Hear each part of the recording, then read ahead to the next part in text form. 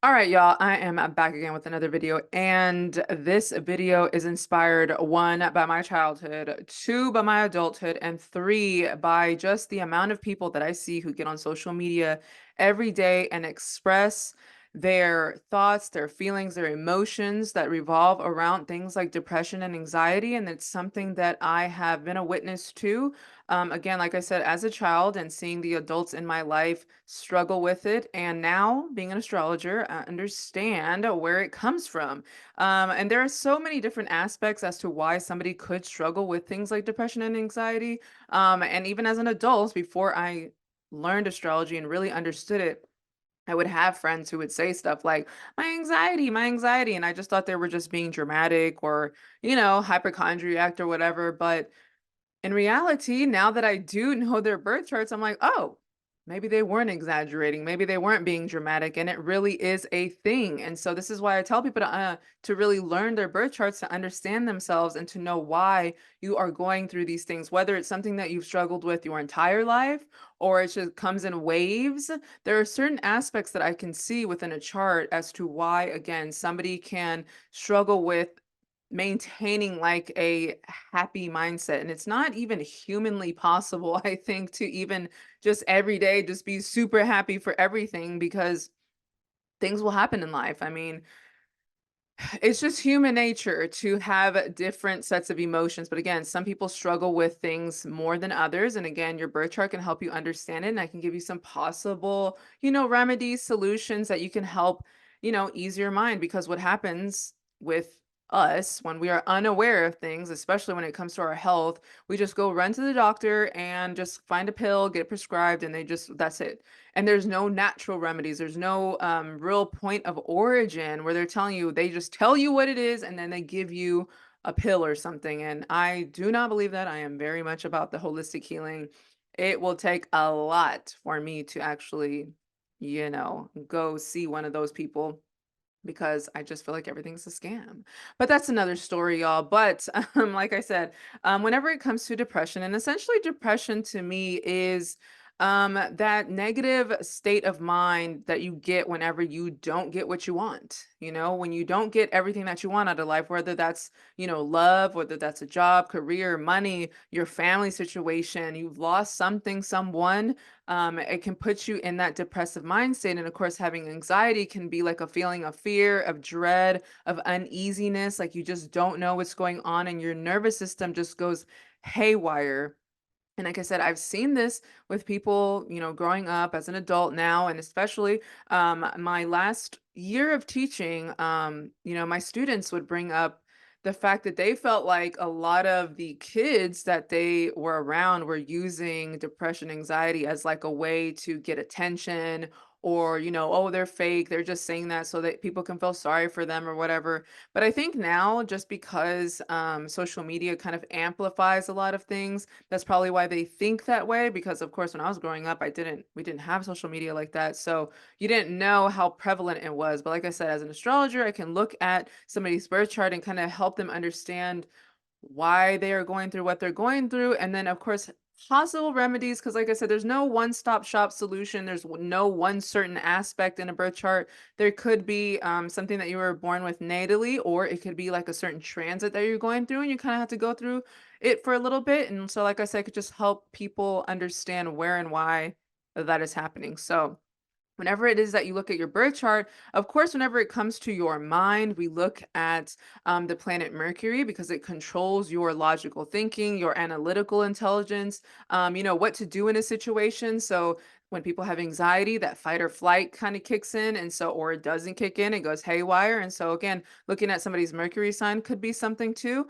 Having that random fear, and random fear can come also from the eighth house. Of course, the eighth house is the house of Scorpio, the house of things that are hidden.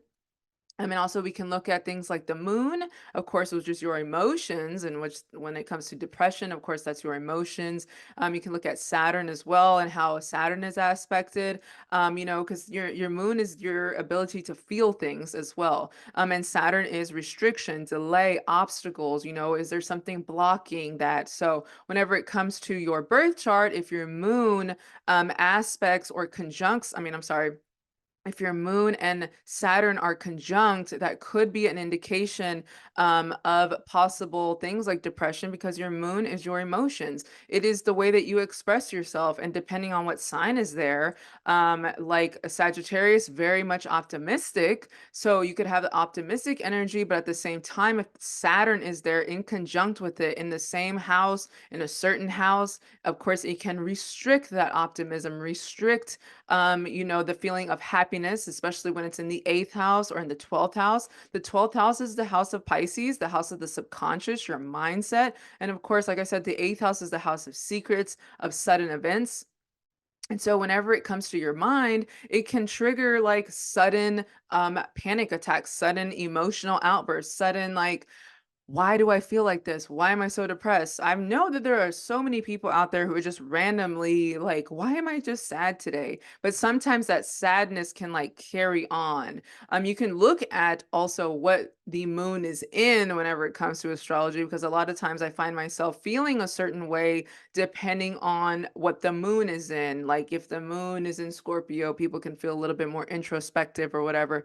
But if your natural energy is kind of like that, then you can feel it a little bit stronger too, but like I said, the 12th house is the house of the subconscious. So if you do have that conjunction there, it could kind of like amplify those energies, make it you feel a little bit deeper, maybe a little bit sadder, a little bit more restricted whenever it comes to your emotions too.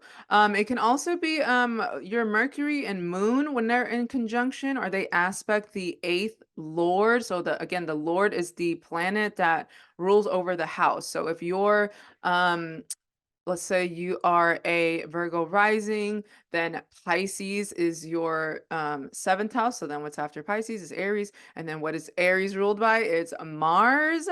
And so Mars, if it is in conjunct or aspects that Mars, so if you got like Mercury, Moon, Mars together or something like that, or they aspect each other, then that could be an indication too of having that depression, that anxiety. Or if your Mercury is in an air sign, because air sign, remember, is that logical thinking.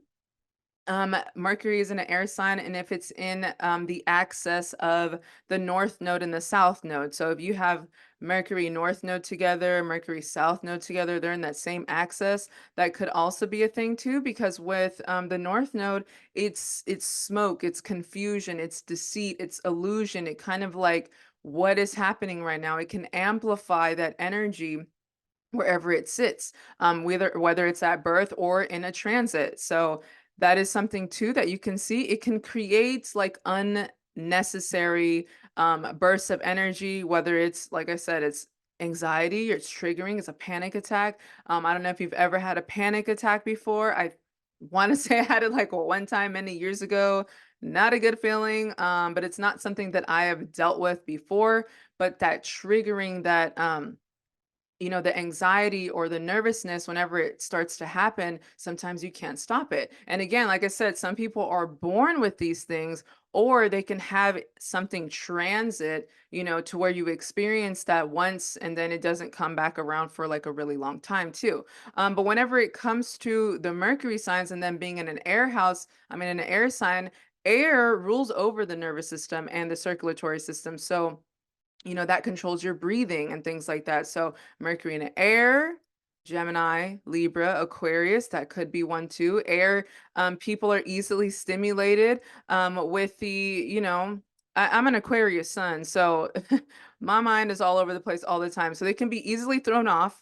I've said it in many videos. Sometimes I can be very scatterbrained. My Mercury is in an air sign, in an air house. So sometimes my mind is like ping, ping, ping, ping, ping, and it's hard to concentrate. But some people, with their natural alignment, it can go out of whack. And so maybe I had a certain transit at that time where I just kind of panicked, and I don't know. But I do have a friend, she kind of deals with this on the regular. Every time we'll go like out somewhere, traveling somewhere, she just, I don't know what it is, especially when we're traveling in the air. Several times it has happened to her while we were traveling, having panic attacks. I don't know if there's something, some energy in the sky, but she is an air sign. And so that is something too that you can see within air signs being overwhelmed, um, being overly stimulated.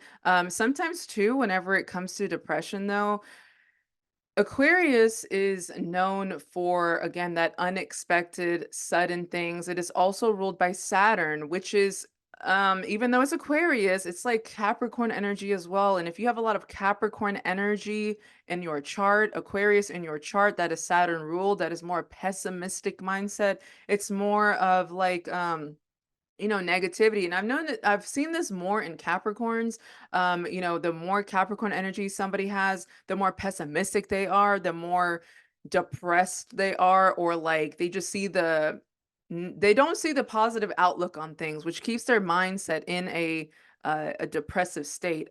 There's a girl that I had followed on Twitter who she had mentioned she wished she was a Sagittarius moon because she has a Capricorn moon, and she knows that she knows she's very self-aware that she's like, I know that I'm negative, I'm always sad, but it's my Capricorn moon. And that's kind of something that I suggest to people too, whenever you become aware of yourself, that you literally do self reminders like, it's nothing wrong. It's just me. It's just my Capricorn moon or whatever. And you really remind yourself and to really kind of put yourself at ease. Doing a lot of self-talk has really helped me, especially whenever I'm out at the mall and people are walking slow and moving slow. I'm like, Jalissa, everybody don't got no fire energy in them. You gotta chill. And so that kind of helps you being like, okay, let me chill.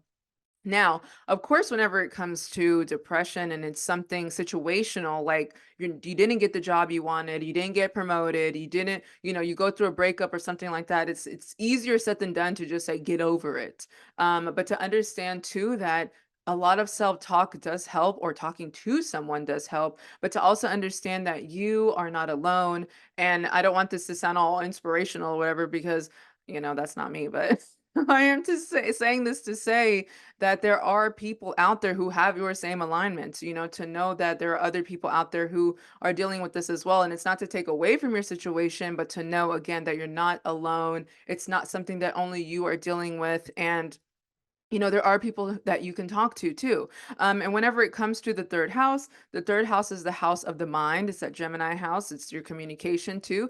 And sometimes when people have Saturn there, Saturn restricts the mind. It can bring your mental state down too. I have someone in my life who does have this placement, and they suffered from depression for many, many years. Again, unaware of why that is happening, also having Capricorn energy in them. They're not a Capricorn sun or anything like that, but they do have Capricorn placements. On top of having Saturn in the third house, it can bring your mind, um, like I said, a more pessimistic mindset. I'm never going to get out of this. I'm never going to, find somebody. I'm never going to, that's the kind of mindset that, that person can have. And again, it depends on also the degrees of the 11th degree and the 22nd degree. I've also seen too that that can really, really bring people. I know someone, I'm thinking of them right now, and I just looked at their chart yesterday, have a 22 degree in the 12th house, to where they talked about how, you know, they didn't know if they wanted to end it all, because it got that bad. And so the 11th degree, of course, that's Aquarius. And I kind of mentioned that before. Aquarius energy can be like that. If you have an Aquarius placement, but it's not in that degree, it could help you out a little bit. But if you have Aquarius energy and the Aquarius degree in a certain house, that can just kind of deepen that depressive state or that anxiety, heighten those kind of things too. If you have like Virgo energy, Gemini, those are both ruled by Mercury. And when it comes to anxiety, and I've kind of made a few TikToks about this, that when people have a lot of Virgo energy or Gemini energy, they can like bring themselves to have a lot of mental stress and a lot of mental anxiety. And if you look at, let's say, Angelina Jolie, Kanye West. I know these are celebrities and I don't like talking about them like that, but I did do some research on them, and there are plenty of stories of celebrities who have these alignments where they were like, I wanted to end it all. And these are the people who have everything, or what we think is everything. They have the money, they have, the stardom, the fame or whatever, but that does not make people happy. That could make some people happy who are in the opposite, I don't have anything, I don't have money, I want the fame, I want the notoriety. But people think that if they get all of that stuff, that equates to happiness, and it does not equate to happiness, because again, these people are born with these energies. So it doesn't matter the outside circumstances if they're unaware of where those energies are coming from or how to remedy it too.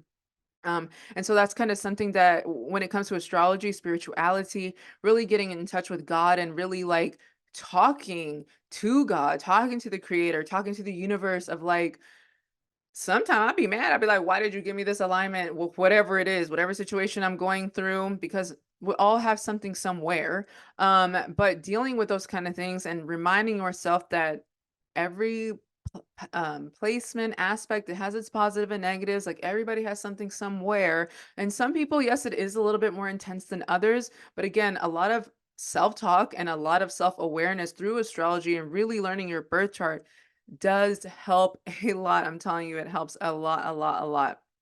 Because you really go through life thinking either one, I'm the only person going through this, or two, like, why me? Why me? Why am I going through this? Why doesn't somebody else? Or they look like they have it all, but there's always something happening somewhere for people. And even, like I said, even if you're looking at someone who you feel like, oh, they got all the money, all the this, all of that, their mindset is probably completely out of whack. So this is why I'd be telling people, do not be jealous of people, say, I wish I had their life.